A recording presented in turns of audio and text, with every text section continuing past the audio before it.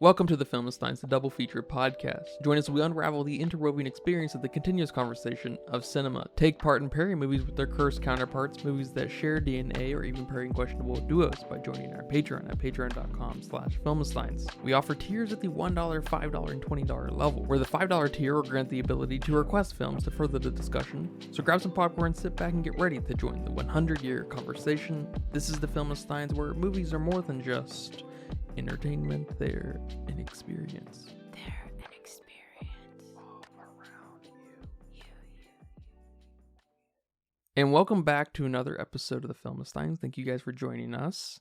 I'm joined today by my rice-eating friend, Lucy. Hello, everyone. You can join us every Monday, Wednesday, and Friday for brand new episodes of the Filmistines. Some recent episodes include Gigi's Little Women, our 2024 Oscar nomination reactions, Disney's new film Wish, Illumination's new film Migration, and Celine Song's great film Past Lives. Remember to leave nice comments, thoughts, and ideas over on our Patreon. Come request a movie, come subscribe. We appreciate all the support. Thank you guys. Are you stressed and filled with anxiety like I am? Maybe in a bit of pain from that car accident you had a few years ago? Well, the sponsor of today's episode, Hempville CBD, has us covered. They have the highest quality products created by chemists and doctors. Hempville carries everything from CBD to THC dispensary grade without those despicable dispensary prices. Order your Delta 8, 9 edibles and vapes along with the THCA flower and get free shipping when you spend $50 or more at hempvillecbd.com. Check out the link in the description for more details. But today we are discussing Anthony Shim's 2022 film, Riceboy Sleeps. This is a very interesting film. I'm very curious what you have to say about it because it's very moody. But I'm happy to report back that I liked this film very much. What did you think of Riceboy Sleeps? I really liked it. I liked the whole entire movie from front to end. You know, it wasn't something spectacular or something I would put on a, you must watch list, but I would definitely recommend it to somebody. I really like how tender this movie was and just kind of sensitive it was. And just sensitive in a way that's appreciative of other people's feelings. Not that David here was sensitive, although he kind of was, but, that's beside the point. And it stuck with the mood the whole movie, which I appreciated that. We didn't have a weird tonal change at all. What was introduced to you in the beginning was what you got. I mean, even up to the credits, everything was so... I don't want to use the word sad because this film, although it has some sad moments, is not a sad film. And I don't like to use the word moody because there's a mood to moody. You know what I'm saying? Yeah, sure. I want to put the right word on what this movie is. Well, I think you already said it. It's sensitive. This movie lives in between something that's very melancholic and very natural, and having to deal with your day-to-day as a Korean immigrant in Canada, and also with two people, at least the mom, who's a little reserved and keeps to herself and is a little feisty, and so it's just her high conflictness can paint a certain picture that's just a little sensitive at times, and then that's obviously projected onto her son. My favorite part about what you're kind of saying is the naturalistic lens we get. We don't have this melodrama. Yeah, we're just experiencing a little snapshot of these people's lives. It reminds me a lot of A Florida Project, actually. Sean Baker's film about those kids living in... I know Florida Project. Yeah. Yeah. I didn't like Florida Project or Florida Project. I think it's I'm not sure, but yeah. But yeah, I didn't like that movie. I don't know why. Maybe it wasn't. Well, I think you need to be in the mood for that kind of movie. I also think you need to be in the mood for this kind of movie, which, like I said, I think is very similar in its naturalism, in how it just tries to capture this slice of life situation, but it's not just a slice of... I mean, it is for some people, I guess, dealing with bullying, dealing with feeling alone, dealing with being told you don't have much longer to live. These can be things that are just slice of life moments for people throughout their life. But I feel like this film also had a couple more things that just made it better than something just from a slice of life. I think I want to say that this film was almost like an appreciation film for the mom and just everything she's done for her son, even though David's not saying it. And it's not, an autobiography, so even Anthony Shim is not saying it. But his mom literally says it, though, when she tells that story to Simon about... Yeah. Which is good. Is it on the nose? Of course. But there's such little said in this movie that revealing a little bit what's behind the curtain of the mom only further kind of naturalizes. This is what she's thinking about, especially now that she's gonna die sooner than later. So I agree. Especially if you've been in a situation like this, maybe your family has moved from one country to another and you were at a very young age, it kind of gives you that little kick to almost go and thank your parents for doing the best they could to give you a better living situation. I mean, I'm not going to speak for everybody that's moved from one country to another, but here she kind of needed to move. So it's just like this amazing story. Yeah. And that's one reason I like this movie is because it starts out in that slice of life vein where there doesn't seem to be a lot of point to anything. Not quite in a mumblecore situation either, thank God. The cast isn't big enough for that anyways. You need your little stupid ensemble, but that's where the kind of moodiness kicks in, where we're experiencing these problems with these two characters. And then we get that kind of gut punch of what motherhood is, and especially when you're doing it by yourself. Yeah. She was talking to Simon, right, when she was telling that story? Am I remembering that? Yes. Yeah. Yes, she was a little bit, drunk. Oh, that's right. And I think that's when she started to tell him about her cancer. I don't know what order that took, like which story came first, but yes, you're right. I like that you say that it was a little bit on the nose, because there's several moments here in this film that were a little bit on the nose and could have been cheesy, but they weren't. And I like that because, when she told that story and then they were going to visit David's dad at his gravesite and she started feeling kind of weak, I'm like, oh my God, okay, he's going to carry her up the mountain. And he does. And I felt stupid for thinking that was going to be cheesy because I was like, oh man. Well, there's almost this like Aesop fable that kind of kicks in. Yeah, it's like there's a lesson to be learned here. And especially when we have David go through this change, and he has a literal physical change, which can be kind of silly too. He shaved off his blonde hair, his contacts went missing, and now he looks, I mean, not that he didn't look Asian before, but now he looks Asian. And I can see why you would say that, especially with that literal right there in your face. Here's the transformation that happened. And you're right. In another movie, this could have very easily been cheesy as hell. But it just goes to show you, if you have the right vision and capture it just so, and have these great performances, you can take something, as so-called tropey as an Aesop fable, moral story thing, and it can still be really effective and really beautiful. And it just goes to show you that tropes are just this annoying little thing to nitpick, because they're tropes because they're effective. They're not tropes because they are used over and over again. I mean, sure they are if you're that cynical, but they're an important part of storytelling that's helps kind of familiarize yourself with this in the context of just the human experience and other people's experiences. Yeah, it's like tropes are a tool, not your story. Yeah, and people obviously abuse them, but that's because these people are not writers. They're not directors, right? They are, I mean, maybe they're commercial writers and commercial directors, and they're speaking to our lowest common denominator, and that's fine. But there's a difference between using a trope and relying on a trope. Yeah. It's kind of like this whole AI thing, and there's a difference between creating AI art and then having AI kind of spark inspiration within you.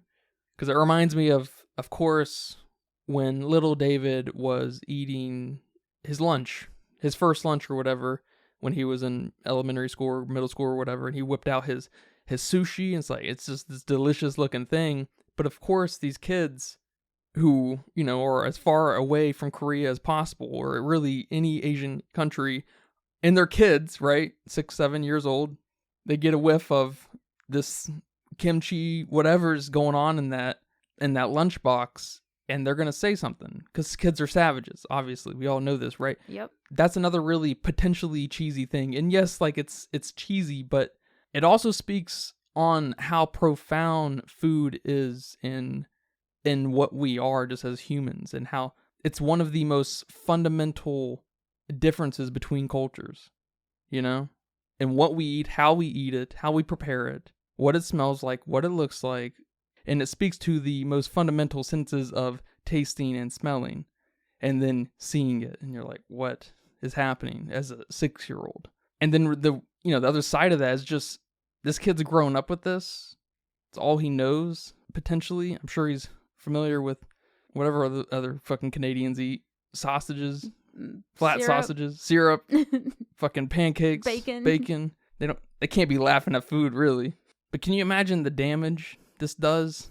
Oh my God, yes. And that's another thing that I like about this movie, how relatable I found myself being to young David. Because, I mean, exactly what you said. As a kid, that's all you've grown up with. You don't know that there's anything different until someone points it out. And then you feel like a complete weirdo. You're like, oh shit. I don't remember any instances of being bullied about my lunch, but there had been instances of someone saying, what is that? Or that smells funny. Or why would you put hot stuff on candy? And food is such a profound part of our life that it's a sensitive ass topic. Yeah. Especially when you're a kid. Yes. A lot of the young David bits that happened at his school were just so heartbreaking for me. They really were. I mean, I've seen so many immigration stories, especially, more relatable because, he's Korean. I'm not Korean. I'm Mexican. Completely different worlds. So you would think that I would find some of the other Mexican immigration films more relatable. And I'm not saying that I don't, but I was just very surprised how relatable I felt to young David here. The most heartbreaking scene for me was, I don't know if I might start crying now, but it was the scene when they were at the principal's office and they were basically getting yelled at. And the whole time, this, big white man is telling his mom that she's doing something wrong. You need to teach your kid. We don't hit people. We don't condone violence. And then David is very upset and he says, I'm sorry, Mom. I'm so sorry. I made a mistake. Which prior to that, he had already been given the okay to hit kids. His mom told him, go ahead. And even then, in that situation, she was telling him, it's okay. You don't need to cry. You did nothing wrong. But David still felt like he did something wrong because that guy was telling him that they did something wrong. Because his mom is foreign and she's in this new world. So why the hell would she be right? And man, that broke me. I was like, oh man, like I can just think what everything that's going through David's little head at that age on not belonging. It was good. It was pretty good. I'd never seen anything quite like that. Especially how it was shot too, where we weren't even focusing on the adults having that conversation. We were focusing on him. Looking at his mom. Yeah. Yeah, well said, man. And then you have this funny little cheesy thing about his name too being mispronounced. And that he should pick, an American name. And, situations like that are almost comical, especially now as an adult. They're so funny because it's hard to pronounce things. I know that. Of course, yeah. But it's just so funny, and him referencing that the only name he really knew was Michael Jordan, and his mom's like, you can't be Michael Jordan. Yeah, it's almost like he's excited to have his American name, and he's gonna die on the hill. It's Michael Jordan. It's awesome. I like that a lot. It reminds you that he's a child, 6 years old, whatever, and that he's going through a really sensitive time. He's picking his name. That's potentially a life decision. Of course, I guess you can just pick up a nickname or whatever, but yeah, but nicknames are typically given to you for a purpose. I guess this had a purpose. Yeah, it was that first symbolic kind of transition. And with the name thing, it even broke me a little too when he picked David, because that's what the teacher said she liked. Like another situation where we're trying to please the place you're staying at. You don't want to step on anybody's toes. You don't want to stand out. You don't want to stand out. And oh my God, like that whole thing just broke me, because situations like that are what made David and so many real life kids quiet. And that's never a reason to be quiet. And Anthony did that in like 20 minutes. Not to mention I was already broken from the beginning. Oh my God, that was intense. That was very intense. The introduction. Yeah, I've never seen like a sequence of title card oriented things really set the mood quite like that. Yes, it was. There's an abandoned child. You're like, oh man. And then this child has no origin. They're working all the time, but then she falls in love. You're like, okay, all right. And then her husband gets schizophrenia and then goes to a mental hospital. You're like, damn. And then they say, oh, but he committed suicide. You're like, man. And then he left a newborn behind. And at this point, I'm like teary-eyed, because what else is that next sentence going to say? And then the next two sentences were, this child has no citizenship because he was born out of wedlock. And then that they left Korea. And that was what, 3 minutes? Maybe. If that, yeah. It was intense reading that. And I don't know if it was way more intense because it was in a different language, so you had to read that. Your little brain had to interpret what was being said here, and you had to listen, because that's what you should do with international films. You should read and listen. So I don't know if it would have had the same impact if that was being told to me in English. But it was intense. I was ready for this movie when that happened. Looking into this movie, I was reading that there was a ratio shift when the mom and David went to Korea to meet his dad's other side of the family. Did you notice that? Yeah. I didn't notice that. And I had to like look back at it, and I was like, oh my God, that's so obvious. And I kind of like that I didn't notice that, but I kind of didn't, because I'm trying to study. Yeah. And of course. Yeah. But it also says about how just into the film I was. I noticed there was something different, but I wouldn't have been able to tell you. I would have probably just said a color change. I don't know, a mood change. I think there was a color change too. Okay. I think things became a little more like hyper realistic and vibrant, and I think they were a little more hazy and muted in Canada. Yeah, it was almost a little gritty, but I just thought that's because we went outside. I don't know. I just found it crazy that, because when you look at it, you see it so obviously, like when you're looking for it, but I completely missed it. Well, I think that's the sign of a successful transition, because I think it's a little more important to speak to you on a subconscious, level, than you being like, oh, they're feeling less constrained, they're at home kind of thing. And just instead of that, just let the characters, let you know that they're welcome. This will always be a home to them, especially with the addition of the grandpa, my favorite character. The grandpa is your favorite character? No, that's very well said, because I don't mind not noticing these things until after. I definitely don't. But it just blew me away when someone said it, and then I went back and looked. I was like, what the? Was I even watching the movie? Yeah, I mean, I totally get that because it's just like the editing thing and scores and or even people in the background, like a PA or something, like behind the camera. I mean, where these things in some way are the most effective, most successful when you don't notice them, right? They should be working on all cylinders with everything else. Nothing should really stand above the rest unless it's intentional, right? Mm-hmm. And of course, it's kind of funny because like, how do you not notice an aspect change that almost doubles in size? It's like quite a radical change, actually. But I mean, it just goes to show you the visual storytelling can just be that immersive. It's impossible to really say one way or the other now that we're not in the moment, but you probably felt a little relieved when they got to Korea. I think I did. You felt like you could breathe. You didn't feel so weighted down. Yeah, I felt like, okay.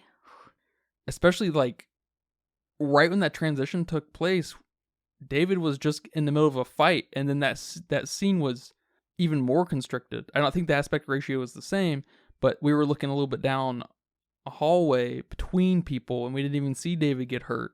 There was like an even tighter, noose around us that was building to that relief of that transition to the green, open, rural area of that part of Korea. Yeah, it was very nice because it fit with the story of mommy taking care of you after your life is kind of shit right now. You just got the shit beat out of you and people in school are being hateful. Your mom just told you she's gonna die. And your mom just told you she's gonna die. So yeah, I didn't even pick up on that. I just felt it then. Yeah. Without thinking about it. And that's, I mean, you said it. That's awesome that a movie can do that. And that this movie can do that. But before you talk about the grandpa real quick, I want to bring up the scene where his mom is at the doctor's office and the doctor's basically telling her she's got pancreatic cancer and she doesn't have very long to live. And that's such a difficult fucking scene. I know. Jesus Christ. I know. I think I cried during that scene because it was just so hard to watch. Like, you almost want to be there in the TV and telling her, don't worry about it. In Korean, of course. Don't worry about it. I'm going to explain everything to you. But then, kind of putting myself in the story a little bit, coming from a Mexican background. My mom was very dependent on us. She wasn't going to go to the doctor by herself. She was going to bring one of us with her. Which I don't know if that would have been worse if little David, I guess teenage David here, would have had to go with his mom to translate that. I don't know which one would have been just harder to watch. I mean, they're both really hard to watch. Like, your kid is not supposed to be telling you bad news. But then here she is facing it alone because she's had to face all these things alone. And oh my God, it was just awesome. Yeah, and she was just there for back problems. God damn. They unbelievably capitalize on that scene with, I don't know if it's the very next scene, but where she does tell David, but that build up to where they fight a little bit. She's not here right now. She's thinking about their stuff. She's trying to figure out the right time to tell David. They fight over eating, and David's, an angsty teenager who actually, has some problems. He feels alone. He gets bullied. He doesn't have a dad, right? So things blow up in almost a funny way. It's always kind of funny when a teenager and a parent clash, right? Yeah. It's usually pretty stupid, but it naturalizes itself in some kind of sensitivity when it becomes clear that the mom needs to say something to David. He's like, oh, he becomes immediately level-headed, kind of thing. And it's, I don't know, it's like really amazing. And the way they tell us, the audience, was pretty cool because we were looking at the mom, she said it, and then we hear David downstairs. I wasn't sure if he had left, like if he had already walked out or what, or if he was going to respond. But he did. He responded. That, cue in the level-headedness. and then the camera was like going to pan to his face around the stairs. I was like, this is it for me. I'm not going to be able to watch his face because his mom just told him this. It was good. Now tell me about the grandpa. Was that your favorite scene or your favorite sequence of the film? No, I don't think that was my favorite sequence. I am not sure what would have been, because there's 4 or 5 that are just really stellar. But I did really like the shot where they were eating and the grandma was like in the other room with her back to everybody, and she was still kind of there but not. It was so stupid and funny, you know. And such a grandma thing to do. Yeah, I really like that, and it kind of reminded me of that shot in Okja and some other Korean films where there's this intent on capturing a situation, a scene playing out in a home, like in a home area, through other rooms. Yeah, Godzilla, I think, did that. Yeah, it's really interesting. I like it a lot. I don't think I've ever noticed that in an American film. There's a lot of texture and voyeuristic kind of feelings that come with it, and it's super neat. It's probably the coolest thing I've ever seen as far as like cinematic kind of treatments. I like that a lot. Yeah, the grandpa is definitely my favorite character because he's the old Asian dude. Of course, that's your spirit animal. Old Asian dude. Yep. As soon as he popped up on screen, I was like, all right, there's my favorite character. Yeah, I also like that the mom was calling them, grandma and grandpa and stuff, and there was this timidness, shyness, because she's not sure how this is gonna go, and then the entire time outside, it's kind of balanced with that grandma being the way she is, and then this, tender grandpa, and then we see the transition between kind of cautious to very loving uncle, right? There's this whole trifecta of emotion happening, and I love that the grandma's out hanging out the window and stuff. It's a great shot. It's a great imagery. I don't know what it fucking is about Korean households that invite really great imagery in how they capture it on camera. Maybe I'll get sick of it after my 150th Korean film. I don't know, but it's amazing. It's so amazing how they have this back and forth between, kind of a traditional grandpa to the mom just talking, and then the uncle's moving about, and he transitions into a warming uncle and that grandma in the window. It's excellent. It's truly excellent. And of course, it completely transitions into them being very welcome and then coming in to eat. And, grandpa's just got some wise stuff to say. And that does lead into 2 other sections I like a lot. I like the bath scene. We have this moment of kind of belongingness with David and his uncle. We have this retransformation into his Koreanness through a funny couple instances. Loses contacts. His blonde hair is a gang member's hair. Yeah. But potentially my favorite scene was when they were on the mountain at the tombstone of his dad, and he was like kind of just trying to follow his mom's lead of them praying or bowing, and just trying to find that, I don't know, like cultural respect by watching his mom, because he has no idea. Yeah. He's been in America basically all of his life. He's lost all of his Koreanness outside of the household. And just how long that scene is of just them just being kind of a complete family in some way. And there's just, I guess, the inevitable moment of closure happening at the same time. And then it ends on the best part of the movie where the dad's dad tells David's mom to move on, to find someone new, to not be single for the rest of your life, that it's not fair for you. You deserve to be happy. And that's just coming from the dad, who killed himself, coming from the dad's dad telling the mom to find a new man is just really powerful and very cool. And I was like, I knew it. My favorite character when he said that, I was like, yeah, it just embraces the whole tenderness that this character has, because he welcomes them immediately into the house. Let me get you some warm food. And they're like, no, we don't want to impose. There's that crazy lady right there by the window. He's like, no, don't listen to her. You're coming in because I want you to come in. And I mean that scene where he basically is giving her permission to do it. You know, it's not, I don't know if it's something she's been thinking about or what, but it doesn't matter. But the fact that she's back implies some kind of inability to move on, right?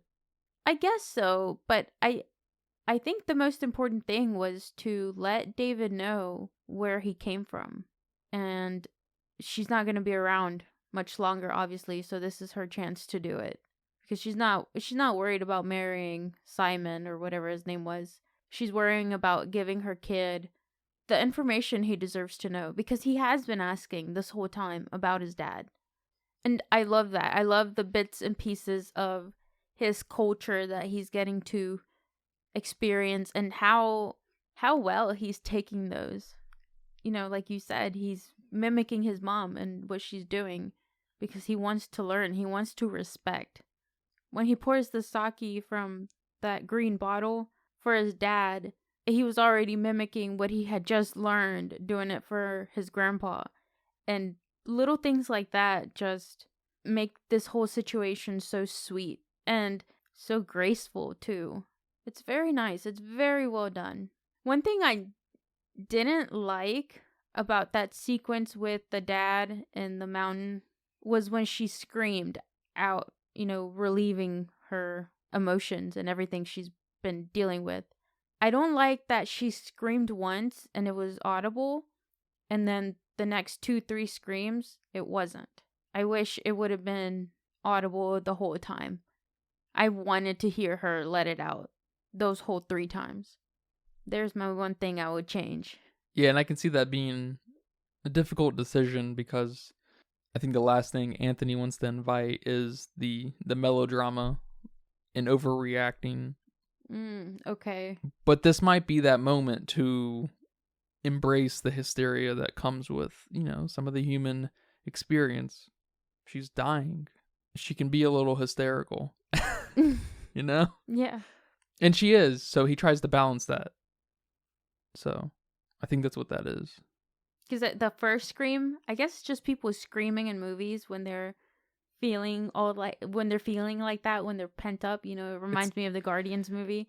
It just it triggers my tear glands. It's a dangerous game because I don't know if it always works on you, but it can be kind of cringe if it's not built up in the right way. Very true. Very true. I can't think of another movie, if there's been one, where a character screams in that kind of situation and it's like, oh, don't do that. But I'm going to keep an eye out. And then this beautiful, sensitive movie ends with the credits and the sun just going down. He didn't have to do that. He went a little hard, didn't he? He went a little hard, just saying. What do you think of the score? I think that's actually a standout part of this movie. It's similar to Past Lives and just really moody. It helps establish that mood. Yes, it definitely helped with the tone of the movie.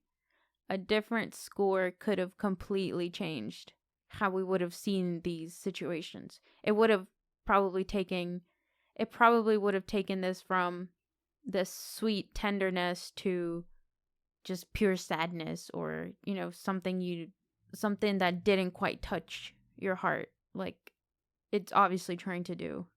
I think the score and the editing definitely helped establish the mood. I also liked all the sections where we saw his mom at work, and then she slowly made friends and then became little gossipers and stuff. It was awesome. They were these little moments of relief. Yeah, I like that they incorporated those. It's just like you said in the beginning, it's a very slice of life movie. So we needed to see her at work. We needed these moments with her. So I appreciate them. I did not appreciate the one where the guy smacked her butt. I wish she would have punched him. That would have been funny. Well, she did say she was going to kill him. That's way better. But I don't know, just something about her telling David, you hit somebody if they do something to you. Kind of her, you know, backing up herself or proving to herself that if she can do it, her son can do it, kind of situation. But I mean, you know, little things that really are wonderfully done. And if they were done a different way, would have still been okay. Yeah. All right, man. Well, thank you for that talk. And thank you for watching this movie with me. Thank you for watching this movie with me. Do you have a budget guess for me here today? Yeah, my budget guess is 7 million. I have no clue. I just thought it'd be about half of Past Lives. That's where that number comes from, but I have no idea. With how short the wiki page was, I'm thinking maybe even less. Yeah, I think this movie was much less than that. There's nothing conclusive on Wiki. But if I had to guess, it was probably only a few million, if that. I mean, it just goes to show, really. Absolutely. Everything's so confined. You know, we don't have a lot of big open movements. The most, which is an artistic choice, of course, or a restraint that Anthony worked within, that made the film even more effective. Like, the most open scene we probably had in Canada was the playground. Yeah. And that was also briefly the most open moment we had with David, right? Until things turned. It looked like things might be looking up for little David, and then they became much worse. So quickly, too. Man. I would guess probably less than 2 million. Yeah, that makes sense.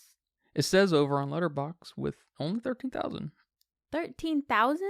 That's nothing. I know, right? That the average is at 4.1.